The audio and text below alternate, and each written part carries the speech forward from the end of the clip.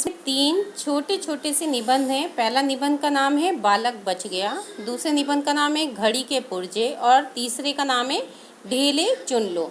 पाठ्य पुस्तक में दिए गए बालक बच गया निबंध का मूल प्रतिपाद है शिक्षा ग्रहण की सही उम्र।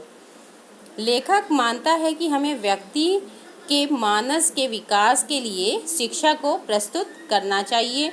शिक्षा के लिए मनुष्य को नहीं, हमारा लक्ष्य है मनुष्य और मनुष्यता को बचाए रखना। मनुष्य बचा रहेगा तो वह समय आने पर शिक्षित किया जा सकेगा।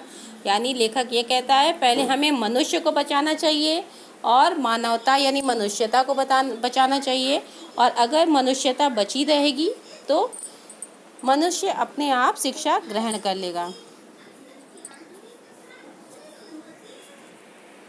इसके अलावा लेखक ने अपने समय की शिक्षा प्रणाली और शिक्षकों की मानसिकता को प्रकट करने के लिए अपने जीवन के अनुभव को हमारे सामने अत्यंत व्यवहारिक रूप में रखा है। यानी जब वो छोटा था, उसने जब शिक्षा ग्रहण करना स्टार्ट किया था या वो स्कूल जब जा रहा था, तब उसके साथ किस किस तरह की घटनाएं हुई हैं, यहाँ पर उसने बहुत अच्छे से प्रस्तुत किया है।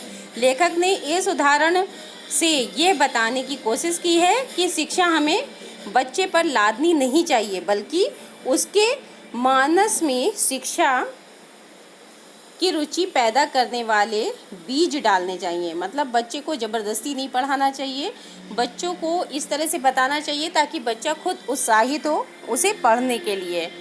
सहज पके सो मीठा खोए। सहज पके सो मीठा हो यानी जब अपने आप पक जाता है तो फल ज़्यादा मीठा होता है। घड़ी के पुर्जे में लेखक ने धर्म के रहस्यों को जानने पर धर्म उपदेशकों द्वारा लगाए गए प्रतिबंधों को घड़ी के दृष्टांत द्वारा बड़े ही रोचक ढंग से प्रस्तुत किया है।